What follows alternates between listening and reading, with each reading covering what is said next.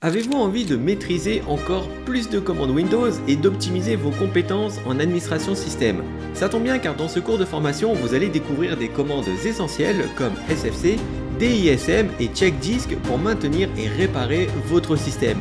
Restez bien avec moi jusqu'à la fin pour apprendre à utiliser ces outils puissants et bien plus encore.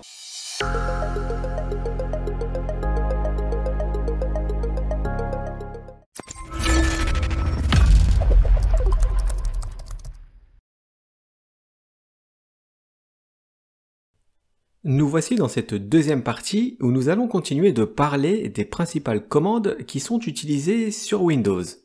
Et on commence par la commande SFC qui est un outil permettant de vérifier les fichiers système, mais en plus il peut même réparer les fichiers qui seraient manquants ou endommagés. Si votre Windows ne fonctionne plus très bien et qu'il plante sans arrêt, alors cet outil pourrait résoudre tous vos problèmes pour retrouver un Windows stable. Alors il faut savoir que cette commande pourra être utilisée que si vous ouvrez l'invite de commande en mode administrateur. Quand vous lancez une recherche Windows du mot CMD, vous pouvez soit l'ouvrir simplement, ou alors lancer l'invite de commande en mode administrateur. Si l'invite de commande n'est pas ouverte avec des droits d'admin, eh bien quand vous lancerez la commande SFC, alors vous aurez ce type de message. En fait, dans ce cas, nous sommes en mode utilisateur. Et on peut le voir car on utilise bien le user formip pour lancer les commandes. Si on ouvre l'invite de commande en mode administrateur, on aura ce type de sigle. Maintenant que l'on est bien en mode administrateur, on va pouvoir exécuter un scan complet avec la commande sfc/scan now. Comme vous pouvez le voir, le scan a permis de trouver des erreurs et de les réparer directement. Alors il faut savoir que cet outil se sert d'une image de votre Windows pour réparer les fichiers système qui seraient endommagés. Et cette image est stockée directement sur votre PC. Le problème, c'est que si cette image de Windows est elle-même endommagée, eh bien l'outil SFC ne pourra pas les réparer. Et Windows restera donc instable. Heureusement qu'il existe une alternative et c'est justement la prochaine commande qu'on va voir. La commande DISM est un outil qui permet de préparer, modifier et réparer les images du système. C'est-à-dire qu'il va vérifier si le magasin de composants est endommagé. En gros, c'est l'outil qui permet de réparer une image Windows pour que l'outil SFC puisse réparer le système en prod en se servant de cette image. Par exemple, si vous avez ce type d'erreur après avoir lancé la commande sfc/scan now, alors il serait intéressant d'utiliser l'outil DISM qui pourra être lancé lui aussi qu'en mode administrateur. Pour lancer une analyse complète de l'image Windows, pour voir si elle est endommagée, on va utiliser toute une série d'options avec la commande. La commande complète est dism/online/cleanupimage/restore-heal. Le /online permet de cibler sur le système d'exploitation qui tourne, c'est-à-dire qu'il va vérifier l'image du système de la machine où est lancée la commande. Le /cleanupimage est très important car c'est l'option qui va permettre de faire le nettoyage et de réparer les fichiers endommagés. Et le /restore-heal va permettre de rechercher les problèmes dans le magasin de composants pour ensuite lancer automatiquement une opération de réparation. Après avoir lancé cette commande, normalement, votre image Windows est entièrement réparée. Et c'est là que vous pouvez relancer la commande sfc/scan now qui cette fois-ci devrait réussir à remplacer les fichiers de votre système erroné en se servant de l'image Windows que l'on vient de réparer.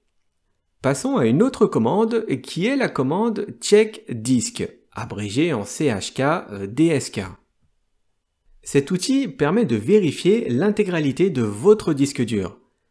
Si votre PC est lent, pas très réactif et qu'il met plusieurs secondes avant d'ouvrir un simple bloc-notes, eh bien il serait temps de vérifier l'état de santé de votre disque dur à l'aide de l'utilitaire check-disk.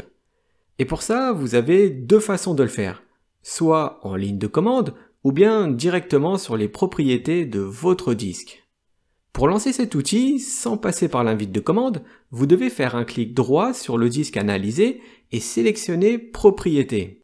Ensuite, il ne vous reste plus qu'à cliquer sur Vérifier pour lancer la recherche des erreurs. À la fin de l'analyse, vous aurez un petit pop-up qui s'affichera pour vous donner le résultat de cette vérification. On va maintenant voir comment lancer cette analyse par l'invite de commande. Pour ça, il suffit simplement d'ouvrir l'invite de commande en mode administrateur et d'exécuter la commande check disk.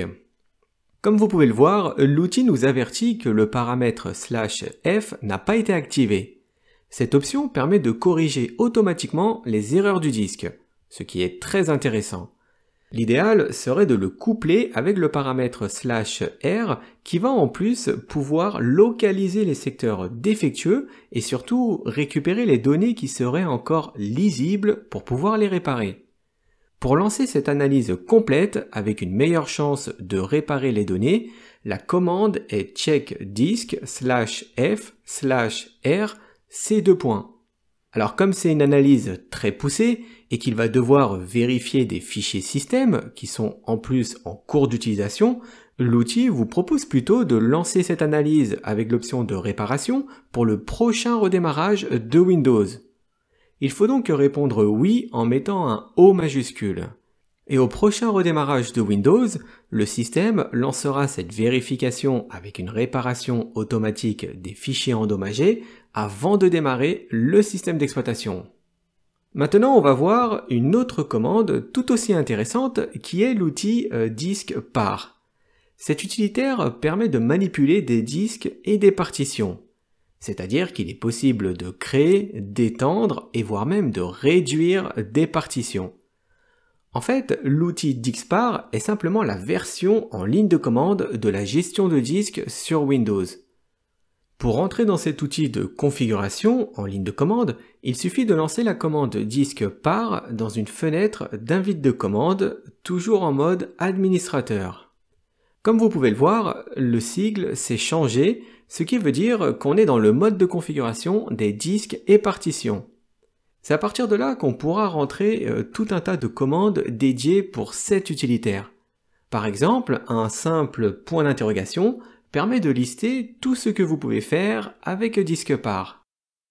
Alors avant de continuer, si vous êtes arrivé jusque-là dans la formation, vous devez avoir une machine virtuelle avec un système d'exploitation en Windows. Comme on touche à des choses assez sensibles, il serait intéressant de cloner votre VM. Comme ça, si vous cassez tout, eh bien vous pourrez toujours supprimer la VM que vous avez clonée et repartir sur la VM qui fonctionne parfaitement.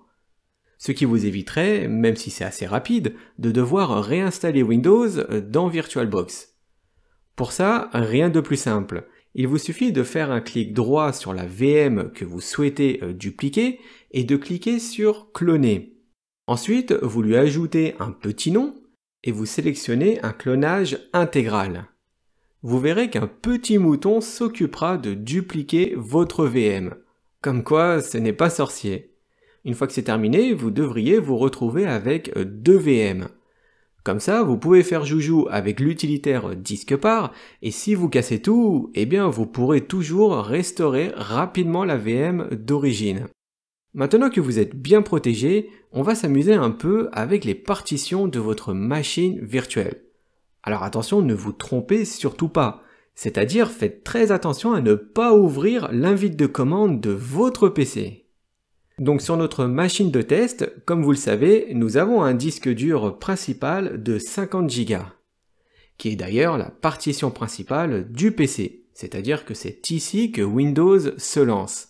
Eh bien on va récupérer 5 Go de cet espace pour créer un nouveau disque dur qui sera utilisé pour sauvegarder ces données. Donc pour commencer, on va devoir récupérer 5 Go de la partition principale. La commande list disk permet de lister les disques durs. Ici, nous n'avons qu'un seul disque. La commande list volume liste l'ensemble des volumes du disque. Nous avons 3 partitions et un lecteur de CD-ROM. Comme on veut voler 5 Go au volume 2, eh bien on va faire un select volume 2 pour le sélectionner. Maintenant, si on relance la commande list volume, vous remarquerez une petite étoile à côté du volume 2. Ça confirme bien que nous travaillons sur ce volume. La commande shrink querymax permet de savoir combien de données on peut récupérer de notre volume 2. On voit bien qu'on peut récupérer un maximum de 24 gigaoctets. Donc on est large puisqu'on veut lui en prendre seulement 5. Pour lui voler 5 gigaoctets, on va lui faire un shrink desired égale 5000. Disquepar nous informe qu'il a bien réduit la taille du volume en question de 5000 mégaoctets. Si on fait un list volume, on voit bien que le volume 2 a perdu quelques gigaoctets.